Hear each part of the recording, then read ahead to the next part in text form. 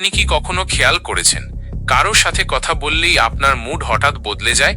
আগে শান্ত ছিলেন, মিনিটের মধ্যে রাগ, সন্দেহ বা গিল্ট কাজ করতে শুরু করে। এটা কাকতাল না। আজ আমি আপনাকে দেখাবো মুড সুইংস প্রজেকশন আর ইমোশন মিররিং, দুটি নীরব মাইন্ড গেম যেগুলো মানুষ না বুঝেই আপনার আবেগ নিয়ন্ত্রণ করে ফেলে। মুড সুইংস প্রজেকশন হলো এমন এক কৌশল যেখানে একজন মানুষ নিজের ভেতরের অস্থিরতা, রাগ বা ইনসিকিউরিটি আপনার ওপর চাপিয়ে দেয়। সে আজ খুব ভালো, কাল হঠাৎ ঠান্ডা। এই মুড সুইং দেখে আপনি ভাবতে শুরু করেন, আমারই কি দোষ? ধীরে ধীরে আপনি নিজের অনুভূতি নয়, তার মুড অনুযায়ী চলতে থাকেন। এখানেই নিয়ন্ত্রণ শুরু হয়। এই কৌশল ব্যবহার করা হয় খুব সূক্ষ্মভাবে। প্রথমে তারা আপনাকে ভালো ফিল করায়, আপনাকে গুরুত্ব দেয়, তারপর হঠাৎ দূরে সরে যায়।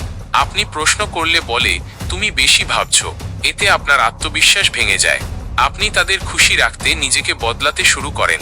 এটাই তাদের লক্ষ্য। ইমোশন মিররিং আরও বিপজ্জনক। এখানে তারা আপনার আবেগের আয়না হয়ে যায়। আপনি হাসলে হাসে, আপনি কষ্ট পেলে কষ্ট দেখায়। আপনার মনে হয় এই মানুষটা আমাকে সত্যিই বোঝে। এই বিশ্বাস তৈরি হওয়ার পর তারা ধীরে ধীরে আপনার আবেগকে নিজের পক্ষে ব্যবহার করতে শুরু করে। মানুষ স্বাভাবিকভাবেই পরিচিত আবেগে নিরাপত্তা খোঁজে। যখন কেউ আপনার মতো অনুভব করে, আপনার মস্তিষ্ক তাকে সেফ হিসেবে ধরে নেয়। ঠিক তখনই আপনার যুক্তিবোধ দুর্বল হয়। আপনি লজিক দিয়ে নয়, আবেগ দিয়ে সিদ্ধান্ত নিতে শুরু করেন, আর এখানেই আপনি নিয়ন্ত্রিত হন।